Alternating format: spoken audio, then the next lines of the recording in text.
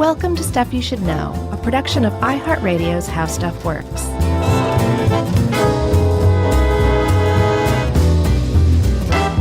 Hey, and welcome to the podcast. I'm Josh. There's Chuck. Jerry's out there dressed as a turkey, dressed as a pilgrim, weirdly. And that makes this, of course, Stuff You Should Know, the Macy's Thanksgiving Day Parade edition. That's right. This is an episode we've wanted to do for a while. Mm-hmm. And there's a lot here. It's really pretty interesting. Do you watch, by the way? I'm just curious. Dude. If I missed one, I would just be in shambles crying. Really? I love the Macy's Thanksgiving Day Parade, for sure. I don't think I've ever watched one. Really? Can you believe that? Chuck, man. I'm really surprised, especially in the 80s, too, that you didn't watch it back in the day. Yeah, it's great, man. It is a very fun thing to watch. It's like full of glad tidings and cornucopias with pumpkins and stuff, and it's great. I mean, I feel like it's on at houses that I go to, so it's not like have never seen bits of it, right? But I've never like popped the popcorn and sat down and be like, I'm going to get my parade on. Yeah. Some people do that. Weirdos. But for the most part, it's meant to just kind of be seen as you see it. You know what I mean? Like you'll Sure. see some of it, and then while you're making your trimmings and stuffings. Yeah, or you can sit down and watch bits of it. But if you sit down from 9 to 12, I'm quite sure there are plenty of people out there who do that. But they're for the most part, it seems like something you just kind of watch here or there. Thither and on. And I know we talked about it at some point because I did tell the story about Emily and I we were in New York over Thanksgiving a couple of times, and both times we went the day before to watch the balloons being blown up. Yeah, that's an event. lot of fun. That's an event in and of itself. Inflation Day is what they call it now. Yeah, it's really a good time, and just little kiddos everywhere. And yes, can't wait to go back with my daughter one day once it's safe to do so. Yeah, and one of my friends, Molly, she worked for Macy's Molly. for a very long time. Okay, well, Molly has been in the parade. This is going to be her fourth time, as a matter of fact. And she said some of her best memories, I was texting her about it, asking her some questions, and she said some of her best memories ever were formed because everybody's just in the best mood and watching the parade, and you're just marching down the street, waving and everything. She said it's just amazingly cool. Yeah, and I think, can we go ahead and drop the fact of the episode for me since you said that? Okay. Does that make you nervous? Yeah, which one? Well, I never knew this, but except for the performers and the hosts and stuff like that, everyone you see in that parade works for Macy's. Yeah, or they're a friend or a family member of a Macy's employee. Yeah, I never knew that, and I'm sure like a straggler might get in there, but it is largely Macy's friends and family and employees. Yeah, so very cool, and that's actually. To kind of get into the history of this, that is a tradition from the very beginning. So like the first ever Macy's parade wasn't even a Thanksgiving parade. It was called the Macy's Christmas Parade, even though it was on Thanksgiving still. Back in 1924, there were a lot of recent immigrants to the United States from Europe who were working for Macy's, who said, hey, we've got these parades that kind of celebrate things over in Europe. We should start doing one here. And they actually led to the first Macy's Christmas parade in 1924. And so all the clowns and the cowboys and the people pulling the caged wild animals, they were Macy's employees, and that's always been the case ever since then. Created by immigrants to the United States, everybody. Yes. Rich American tradition. I love it. So except for a 3-year break during World War II, they have been launching this Thanksgiving Day Parade for 96 years. Yep. It has morphed and changed over the years from sort of a small thing to a very big thing, to an event, one might say, an entertainment event. Yeah. About 250,000 people showed up on that first one, and I think, what is it, like 3.5 million people now go in person generally? Yeah, and we should say generally, traditionally, we got to qualify it with that because the 2020 parade, thanks to the pandemic, is going to be different, and we'll talk about it. But under a normal year in the last decade or so, 3.5 million New Yorkers or people show up on the streets of New York to watch this thing, and then 50 million more watch it on TV. Amazing. So 250,000 at that first one. Ads read a marathon of mirth is coming to this Macy's Christmas parade. Yeah. And it was about a 6-mile route in that first year. And it was pretty long for a while. And then they narrowed it down. They're like, we can't go 6 miles anymore. This is getting ridiculous. No, it started in Harlem and went all the way down to Herald Square where Macy's flagship store is, which is where it ends It's a today. hike. Yeah, 6 miles. And on that first marathon of mirth, like I said, they had caged animals that they dragged along, and they did that for the first few years. And then they realized, like, actually the animals they're scaring all the little kids. Yeah. They're not delighted like we thought. So they stopped borrowing them from the Central Park Zoo. It also wasn't much fun for the animals, I'm sure, as well. And so they replaced the animals with floats, I think in 1927, if I'm not mistaken. Yeah, and that was a good idea because they're like, what do kids not like are angry tigers. What do kids like are happy balloon tigers. Yeah, especially when it's cold out. You don't want your pants to be wet. That's right. By the mid sort of 1930s is when the Christmas parade really made the transition to the Thanksgiving parade that we know and love. And that's when pop culture started to be a thing. Yeah. And people, Felix the Cat was the very first character balloon in 1927. Mm-hmm. And traditionally, celebrities started taking part in about 1934. I think Eddie Cantor was the first big celeb who was a pretty interesting guy if you want to look him up. Old banjo eyes, Eddie Cantor. So not only was he the first celebrity to take part, he was also the one and only celebrity to have a balloon based on him too. Yeah, I'm kind of surprised by that. That's the only one. Yeah, you'd think Orville Why Redenbacher haven't we or been up something there? would have a balloon. I don't know. I'm hoping that this really tips the scales in our favor, though. Man, that would be amazing. Mine would be mostly beard. It'd be cool as if they made a balloon of us as the thing with two heads with Sure. Rosie Greer and Ray Milland. Yeah, You remember that movie? I sort of do.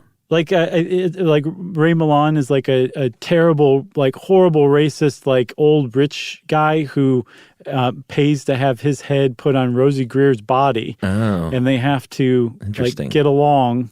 the first deep fake. I guess. I guess maybe. So parade-wise, boy, that's a deep cut. That's a good movie, though. They shrunk this thing down, like I said, to about 43 blocks that we see today. The balloons and the floats just got bigger and bigger, of course. The Rockettes started kicking their way in 1958.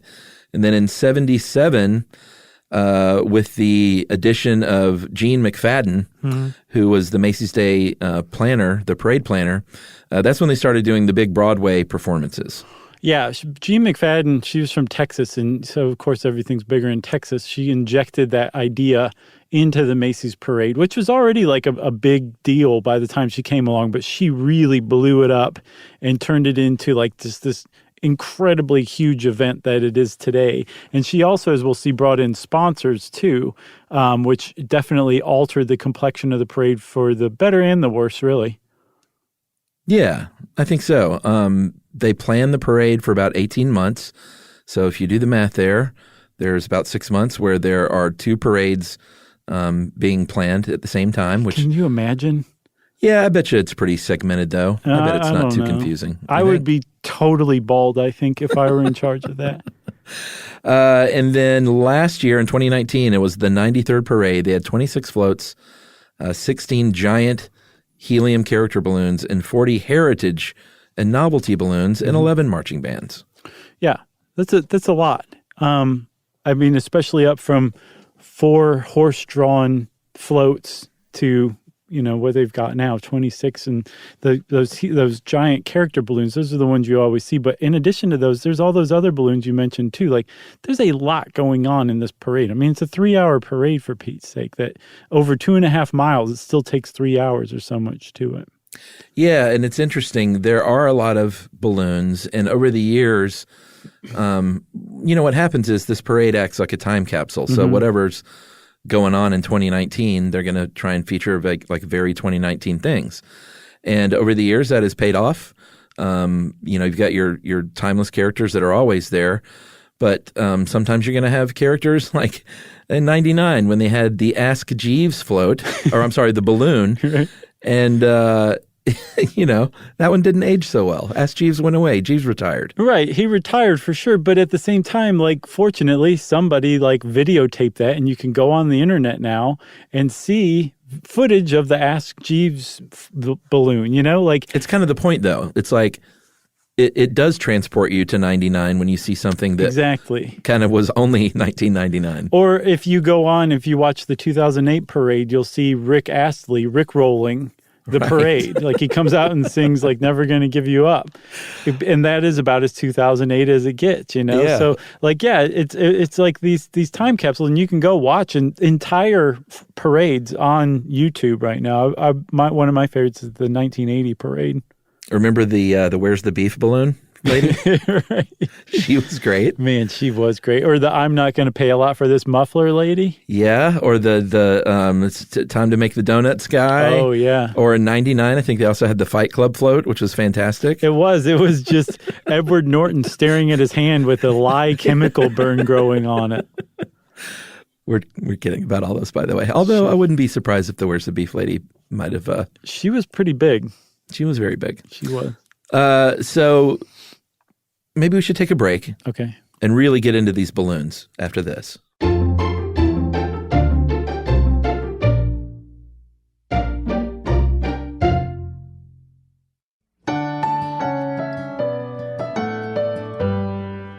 Stuff you should know.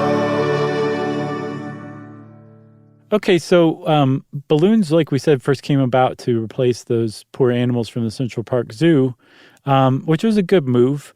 And there was a guy who really put the first stamp on the Macy's Thanksgiving Day Parade. His name was Tony Sarg. And this guy is just such an amazing character. He has his own American Experience documentary about him. I watched that. I have not seen it. I saw a clip of it to make sure we were pronouncing his name correctly. That's what I did, but I got wrapped up. Is it good? Yeah, it's good. It's short and sweet. Did you see the beginning part, that little stunt he did? About the sea monster? Uh-huh. Yeah. It was pretty great. Yeah. And I mean, that was a Macy's Day float. I mean, it wasn't a Macy's Day float, but it's essentially what it was. I think it was originally, and he borrowed it. Oh, was it really? I'm pretty sure it was used in the parade, and he repurposed it. So I guess for those of you, the million of you who don't know what we're talking about, this guy, Tony Sarg, he was a puppeteer, a designer, and he was responsible for creating the first floats and balloons in the Macy's parade. He was also a bit of a prankster, and he took one of these, a sea monster balloon from the Macy's parade, and had it come ashore on Nantucket as like a sea monster. It was like this early, cool, like 1930s prank. But he was just this whimsical, great guy who really kind of took this, humdrum parade and turned it into like a major annual event for the first time. Yeah, he was, you said he was a puppeteer. He is the father of American puppeteering. So very big figure in puppeteering in the United States. And yeah, he's what really, I think it was basically in the history of the parade, you can look at Tony Sarg and you can look at Gene McFadden as kind of being the two people that really injected the most, I don't want to say enthusiasm because everyone's always been enthusiastic about it, I'm sure. Yeah, magnificence. It's the Sarg McFadden effect. It's a good band name. Yeah. So in 1928, they had a little promotion. It's kind of funny to look back on these promotions over the years and little things that you try that don't necessarily work out.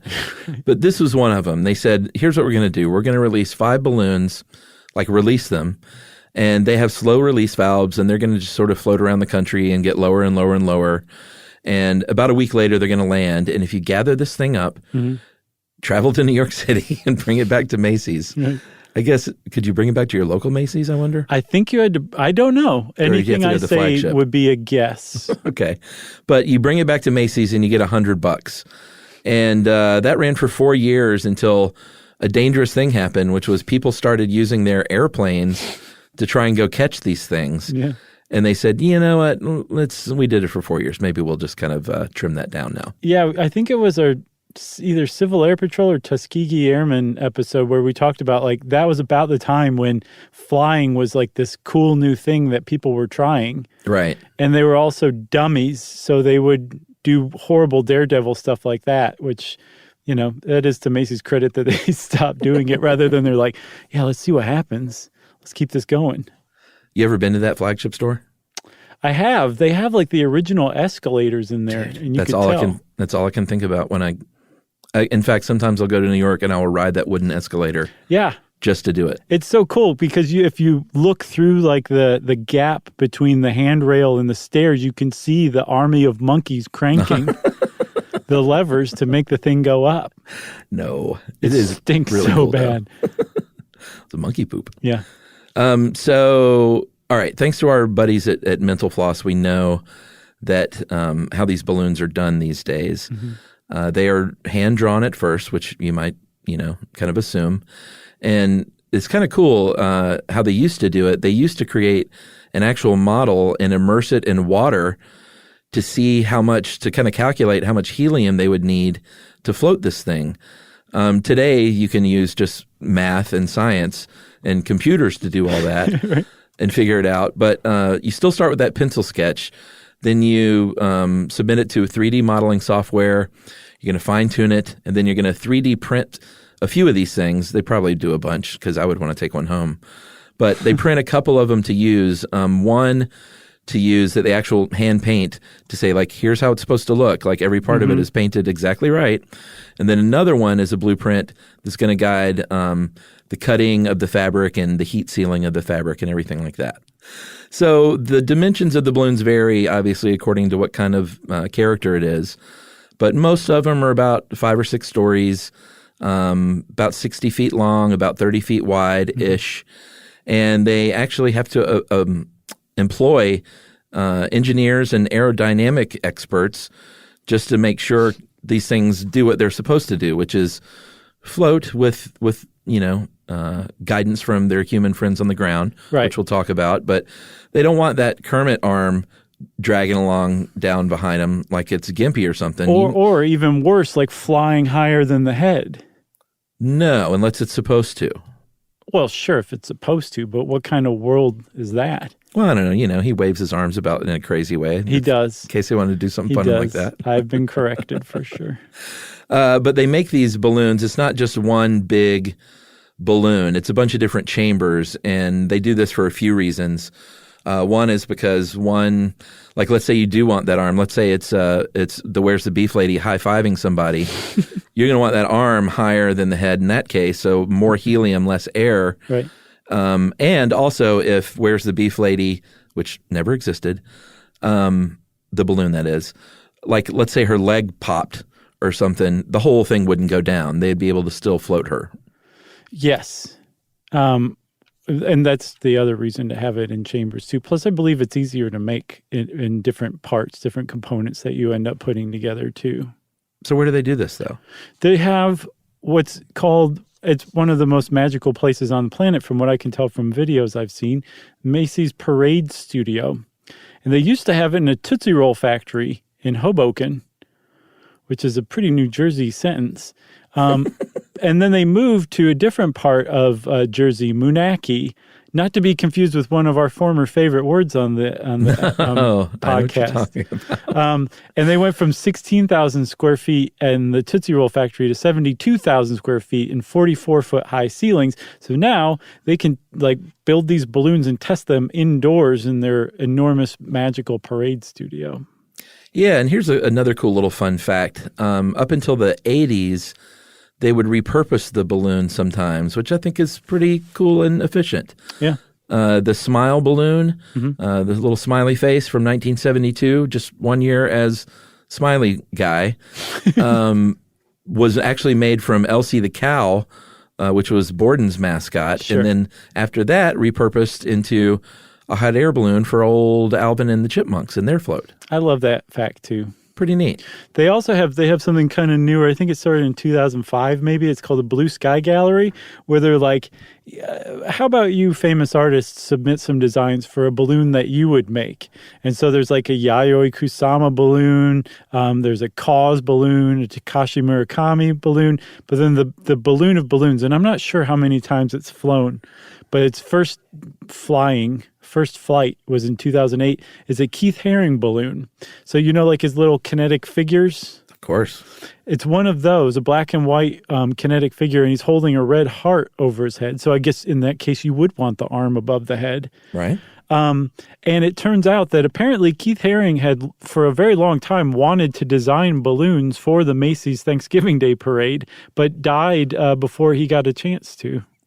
Yeah, he died of complications from AIDS in 1990, and I think this is a lovely tribute, in 2008 on the 50th anniversary of his birth, to do this. I think that was really, really neat, and it was wrangled by his family. Yeah, that's sweet. His father and his siblings, which is really, really beautiful. Yeah, and keep an eye out for the Keith Haring balloon because it makes another appearance later in this episode. That's right.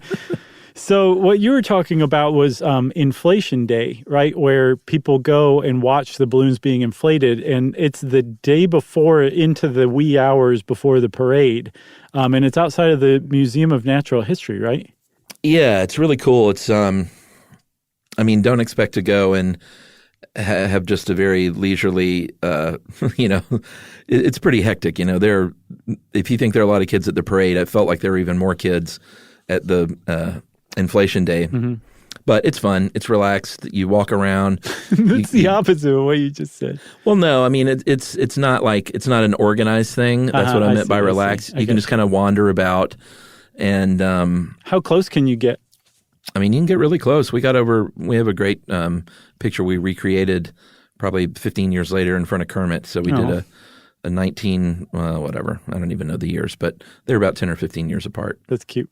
Yeah, it's good. And they use up something like 350,000 to 400,000 cubic feet of helium to fill all those balloons every year. Yeah, and if you listen to our helium podcast, and we talked about the helium shortage, we're actually good right now. There have been 3 major shortages over the years, and apparently 2020, we're doing great because of the pandemic.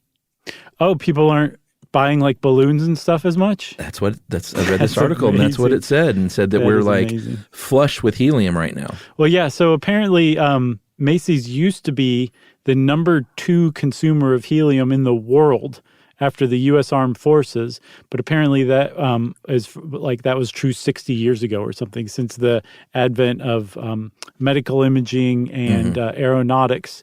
They started to kind of use a lot more helium than Macy's. But still, 400,000 cubic feet of helium, that's nothing to sneeze at.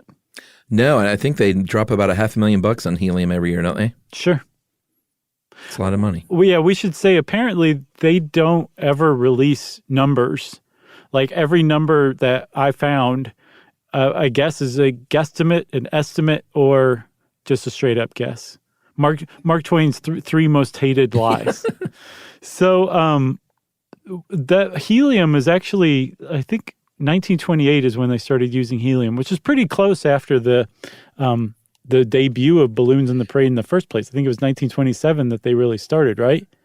Yeah, they used air at first and had people with sticks, and it was kind of like a big marionette, which makes sense with Tony Sarg. But I think everyone was like, this is for the birds, man. We need to get some helium up in these things. And they've used helium ever since, except for, I think, 1958, because of the first helium shortage. Yeah. They went with air.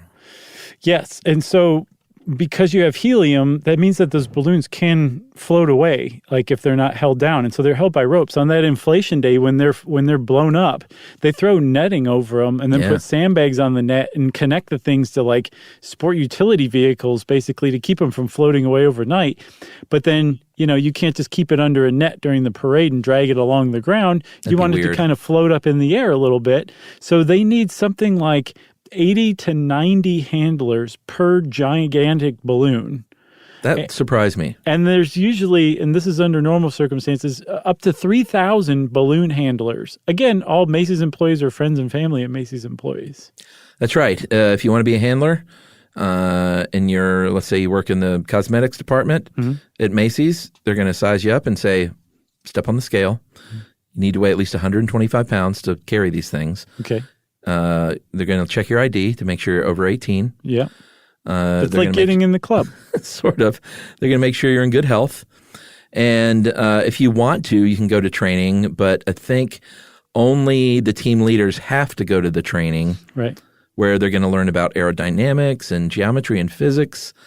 They're going to practice. They're going to take you out to a field with a real balloon and practice and say, as team leader, You're going to be in charge of this thing. You're going to have a pilot and a captain and 2 drivers. Right. And I think the pilot is the person walking backwards that you see on TV, kind of guiding it along with a rope, right? Yeah. But while they're managing the balloon in that sense, they're not actually the leader. They take their orders from the leader. Right. And there's also apparently a NYPD representative or a cop, basically, who's also trained in balloon handling that marches along with every single balloon too. But they're like highly trained in balloon handling. The NYPD is generally, from what I understand. So should we take a break? Yeah, I think we should take a break and maybe talk about some of the foibles over the years, because those are always fun. It is fun.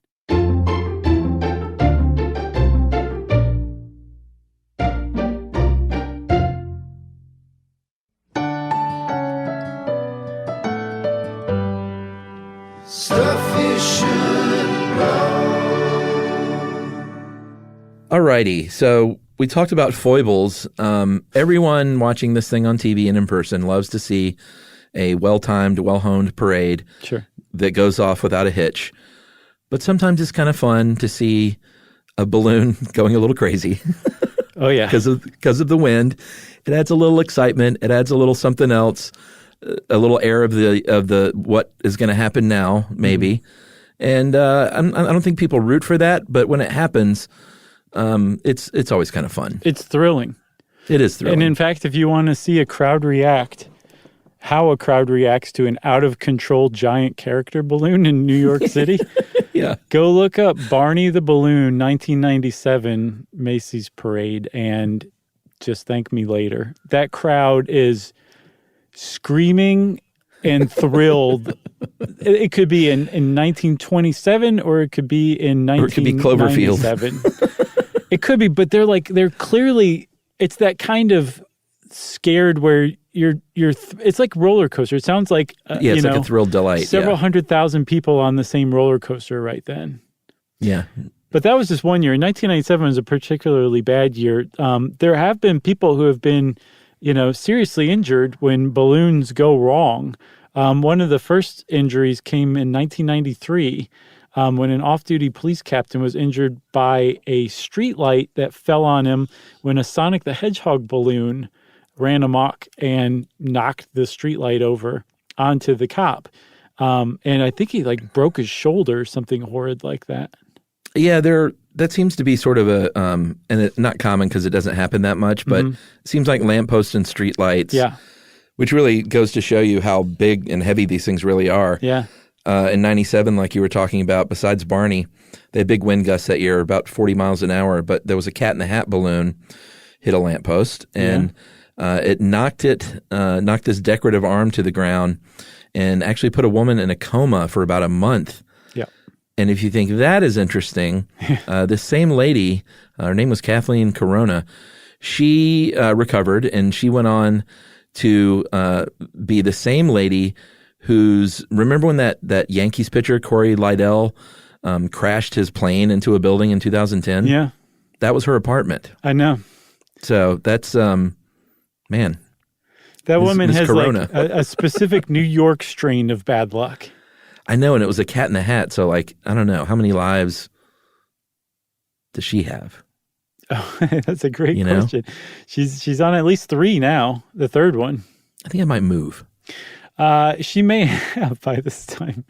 In 2005, there was a big incident with the M&M's balloon that yet again hit a street lamp and knocked it onto a pair of sisters who were injured.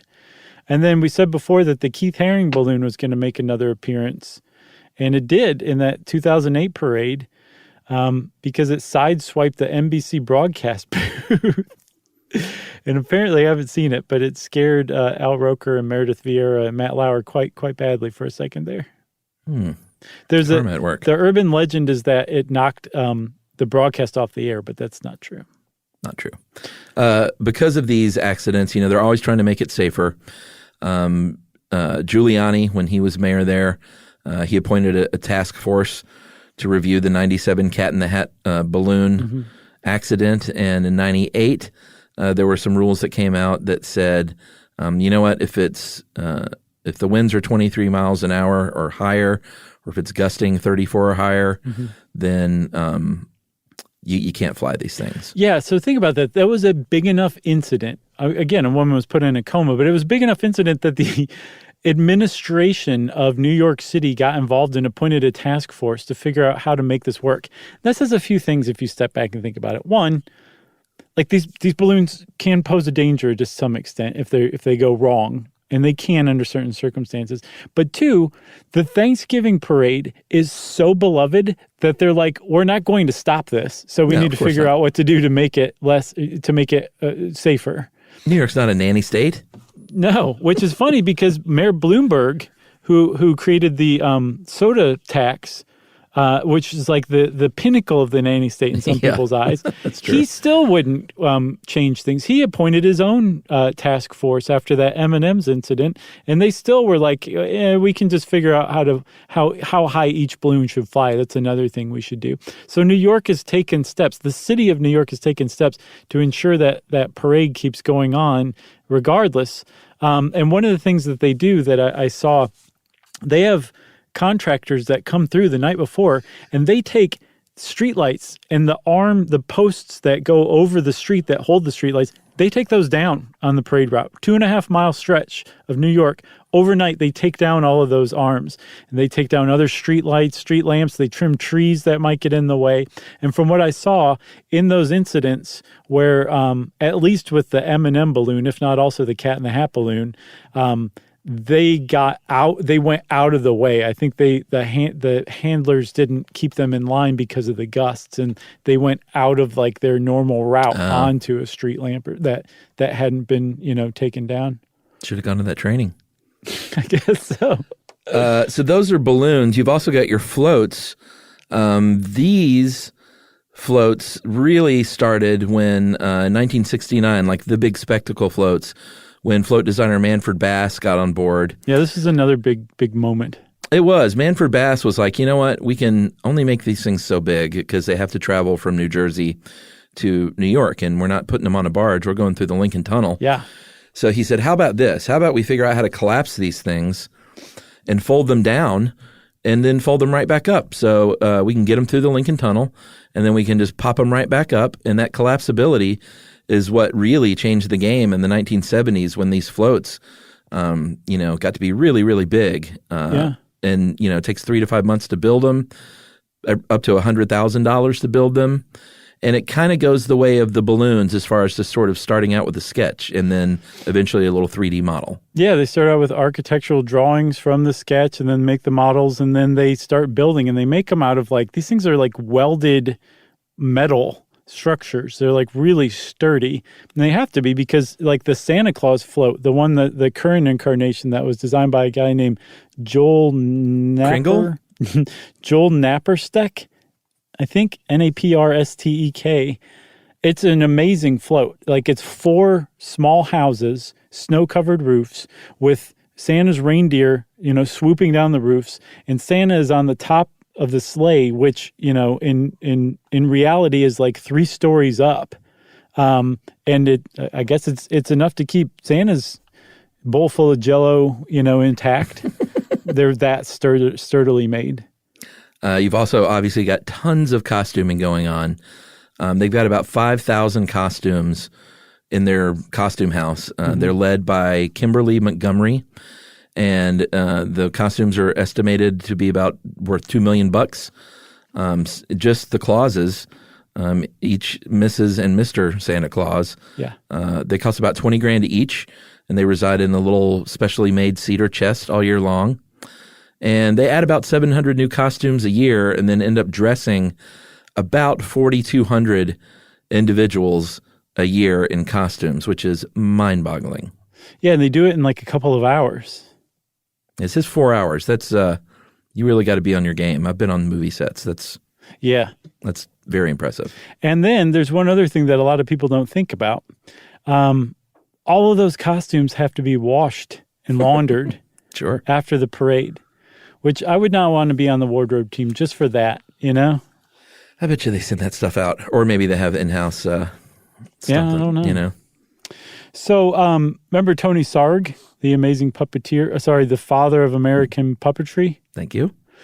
He was, from what I could tell, the first parade host. I don't know if that's supported by the facts or not, but I saw it mentioned in a couple of places, and I traced it back to one site that said it, and I can't find out if he was or not. But I believe he was, if not the first parade host, one of the early parade hosts, because in pretty short order, within less than a decade, that parade started to be broadcast, at least locally, on the radio. I think starting in the 30s, and then very quickly after that, it was broadcast in the 40s, and CBS picked it up and started broadcasting it nationally in the late 40s, early 50s, and then NBC picked it up.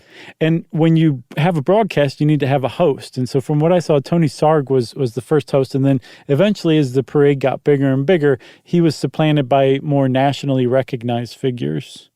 Yeah, and for many years it was kind of kid-friendly stuff. Not that they ever went blue and had Richard Pryor doing it or anything like that. But kid-friendly meaning like Captain Kangaroo and stuff like that. They did have Andy Kaufman on one of the one of the floats once. But he was ironically very kid-friendly at times. You're right. That's true. He wasn't a dirty comedian. That's true, man. But that changed, I think, in the 50s. Jackie Gleason, who was certainly not kid-friendly, he was a host. And then basically it kind of just became let's get as big a celebrity in here as we can. Mm-hmm. And they got bigger and bigger, which, of course, there's a lot of eyeballs on this thing in person and at home. Yeah. And so they said, you know what we should do? We should probably try, this thing costs us a lot of money. We should probably offset some of these costs by allowing people to sponsor some of these balloons.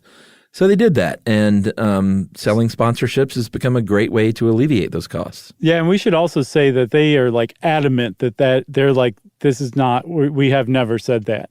So that's but it's all out there. A bunch of people have done a bunch of number crunching and stuff and reported that it costs about $4.5 million to put on the parade. And that they have something like $9 million in balloons and floats and studio space and costumes. And then again, like you said, about $500,000 worth of helium. So that's a bunch of cash. And when Gene McFadden came in and said, wait a minute, you guys aren't selling sponsorships? Let's get sponsors in here in the late 70s. That really changed everything. And so now from, I think, CBS News, if not Bloomberg, somebody reported that the rumor is companies pay about $200,000 to sponsor a new balloon, which I have to say, these are national, sometimes global companies. That seems low to me. Don't you think so? Sure. When you look at advertising for the big game. Yeah, 50 million people, plus another 3.5 million in person. Everybody's in really good mood, all looking at the same thing. That just seems like a bit of a deal to me, which makes me wonder if it's way more than that in reality. And then CBS News also said that it supposedly drops to $90,000 after that initial year because, you don't have the cost of designing and building it. It's just, it's been in storage for a year and they just have to fill it up again. Yeah, and there have been a lot of celebrity appearances over the years. Some, I think, a little more, some make sense. Some don't make as much sense. Yeah, I love the ones that don't make sense. I didn't get what didn't make sense, though, about Miami Vice. That's one I didn't get. So to me, I picked this. It's Miami Vice in New York in the fall, almost winter time. It's the Big Apple float, which makes sense, but it's also Miami Vice on the Big Apple float. And then the speakers blaring Glenn Frey's You Belong to the City. That's one of the least holiday-themed songs anyone's ever recorded. But it's a Miami Vice song. I know, but it just doesn't make any sense. Just have Philip Michael Thomas on there waving at people. Everybody loves Tubbs, Rico Tubbs. Why have You Belong to the City, a real downer, song playing in the Thanksgiving parade? It just struck me as weird. All right. And what if it was the Miami Vice theme? Would that be better? Much better. It's upbeat. It's energetic. Okay. Can you imagine You Belong to the City just dragging you down on a nice, Thursday Thanksgiving morning while you're standing out there? You'd be like, get on with that. Keep going. I don't know. I mean, I'm living in a river of darkness under the neon lights. Exactly. So don't ask me. Yeah. What else? 1979, there was Buck Rogers himself, Mr. Gil Gerard, on the Ocean Spray Cranberry float. You're right. Got to put somebody up there. Andy Kaufman on the Rocking Lion float. So 2 facts. One, Andy Kaufman was the first celebrity to ever ride the rocking lion. So instead of a rocking horse, it's a rocking lion. Yeah. Okay. He was late, so they actually had somebody fill in. I don't remember who until he made it, onto the parade route. And then 3, that is one of the oldest floats still in the parade. So when you see the rocking lion on the parade, you can be like, Andy Kaufman once stood there. I know there was, I think like 5 or 6 years ago, there was a bit of a kerfuffle with the rock band Kiss. The parade is they can't sing live. That's just not how parades work. You're gonna be lip syncing. Yeah. And depending on how things are going and the weather and the wind and the sound, sometimes the lip syncing is better than others. But I think the deal with Kiss was they got really kind of mad afterward because they thought they were going to be on the Gibson guitar float, which was this makes sense huge Kiss worthy float because Kiss does the big thing. Okay. And they were like, Paul Stanley, you got to play Gibson guitar up there. He's like, I don't play Gibson guitars. I never have. I'm not going to play Gibson. So they said, all right, well, you can't be on the Gibson float, but we got a float for you. And they put them on, you can look it up from 2014. It was a little underwhelming for Kiss. Was it the Ocean Spray Cranberry float? No, it was just sort of a flatbed with rails. And it was not the most impressive float. Did they at least have bales of hay on there? No bales of hay. It's worth watching. Okay. Interesting camera work, cutting away to things that are not Kiss while they're playing. It was they were pretty upset about the whole thing. You mentioned lip syncing. I mean, like this parade is well known for bad lip syncing. There's a great one. If you go watch again that 1980 parade, one of the guys from Little House on the Prairie, Dean Butler, is doing a horrible lip syncing job to "Don't Fence Me In." And it's definitely worth watching. I think it said that starts at the 48:40 mark. Just go check it out. And then I guess John Legend was on, and he's well known as a very, very talented musician. Sure. And he felt compelled to actually tweet out an apology saying like, hey, I'm sorry, I know I was lip syncing. I actually don't lip sync at my concerts, but these floats are not set up for concert quality sound production. They just can't possibly handle this equipment. And so we lip sync instead, and that's just part of the parade. And I guess he was forgiven because everybody loves John Legend. Yeah, the whole thing with live music at a parade, it works for this because it's televised. But if you've ever been to a local parade where they have bands on a flatbed, it's just the worst because it sounds terrible. Well, it sounds terrible. It's like, hey, do you want to hear 17 seconds of a song? Right. Because that's all you get. And, right. The band's up there having a good time, but no one watching it enjoys it. No. So there was another great lip syncing episode in the 1989 parade that you can go watch. Just look up Melba Moore holding out for a hero, Marvel superheroes. Yeah, that was pretty great. And it's just this weird. So Melba Moore is great Broadway talent. She was also a huge disco queen, right? And for some reason, she's lip syncing to Bonnie Tyler's Holding Out for a Hero. She had plenty of her own hits. But it's a cheap MIDI Casio version of Holding Out for a Hero. But then bizarrely, Chuck, have you seen this one? I did. So pre-Marvel, cinematic universe version Marvel, these puffy, terrible costumes, version 1989 Marvel superheroes are all gyrating as her backup dancers for some reason and helping her dance. And it was named by The Advocate magazine as one of the 10 gayest moments in Macy's Thanksgiving Day Parade history. I love it. And brother, is it? I love it. I love The Advocate. That's very fun. I think you should take the most infamous one, though. Well, this wasn't lip syncing necessarily, but in 1964, is that the one? Mm-hmm. Yeah, this is when they got the Munsters. They got Fred Gwynn and Al Lewis, Grandpa and Herman Munster, to recreate their characters and dress up and ride a parade float. Yeah. In fact, the Munster coach, which was great. And apparently Fred Gwynn just got rip-roaring drunk. He brought a brown bag bottle of liquor on board, said it was nerve tonic to everybody, and just got hammered and was cussing at people, and he was cussing at the hosts. Mm-hmm. And the driver of the car just had to I think he was the show's producer, had to just crank the music way up so no one could hear him. Yeah.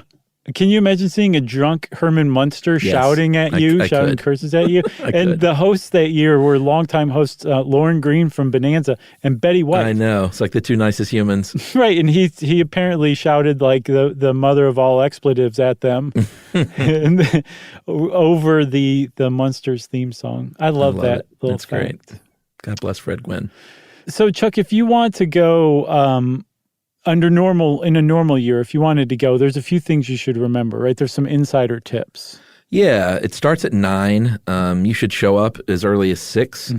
They recommend insider tips, say west side of the street on Central Park West from 59th to 75th is a good place. Yeah. If you are sleeping in and having mimosas, you may want to go down to toward the end of the route and catch things because they're going to end up there later, obviously. It's also less energetic further down. Like the highest energy stuff is closest to the beginning from what I understand. That makes sense. Yeah. And Herman Munster's going to be plowed by the time he gets to the end of the route. Exactly. So it's actually a reason Maybe to that's what come you want. later. Yeah. They don't sell tickets. If you see people in seats at the end of the route, that is reserved for Macy's friends and family.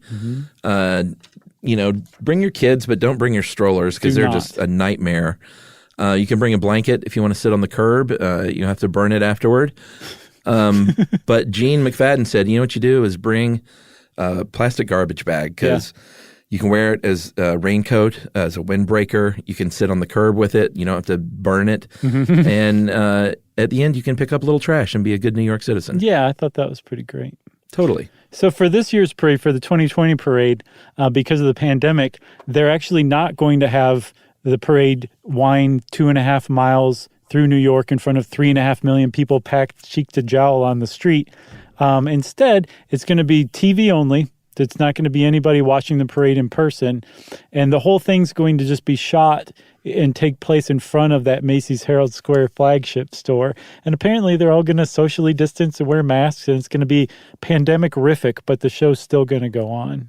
Yeah, I thought this was a good compromise. Yeah. And while you won't be able to go in person, I think people on Thanksgiving Day that love to watch it in full or have it on in the background, it'll still be there. That comfort food will still be there on your television. And hats off to them for figuring this out. Yeah, agreed. So that's the Macy's Thanksgiving Day Parade. You got anything else? I got nothing else. If you want to know more about it, go on to YouTube and watch old parades and then watch the one this Thanksgiving. It's going to be the 94th. Since I said that, it's time for listener mail. I'm going to call this Australian voting. Okay. Hey guys, I was just listening to the voter suppression podcast. I thought I'd touch base. Where is that from? Is that from like a Wallabies Corner accent? I don't know.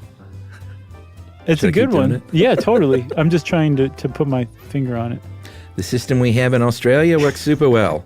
Voting is compulsory. It's on a Saturday. And there's always a sausage sizzle going on so you can get to snack as well. That's great. So this stops voter fraud. Everyone is accounted for and well fed. And for people who say it should be a person's democratic right not to vote if they don't want to, then they have the option of putting in a dummy vote or just getting a fine of about $200. Most people in Australia are amazed at how silly the U.S. system is. It is. But the U.S. does have good podcasts, so there's something. I just went into something weird at the end there. I'm not sure what that was. Yeah. And that is from Jackie. Jackie, that's great. Yeah, I didn't realize that other countries have compulsory voting where you're 18, you're automatically registered just from turning 18, and then you have to vote in every election from that point on. I love it. And thank you for Jackie sending that in. Yeah, it feels so weird to do the opposite of trying to get people to not vote. You know, doing the opposite of that seems right. Yeah, I agree. And as it turns out, Jackie is a pretty prominent Australian artist. Is that right? Mm-hmm. Oh, well, thanks for listening, Jackie. Hopefully we've had some influence in your art and that it wasn't one of your darker periods. If you want to be like Jackie and get in touch with us from your home country that Chuck might do an accent of, we would love that. You can send us an email to stuffpodcast@iheartradio.com. Stuff You Should Know is a production of iHeartRadio's How Stuff Works. For more podcasts from iHeartRadio, visit the iHeartRadio app, Apple Podcasts, or wherever you listen to your favorite shows.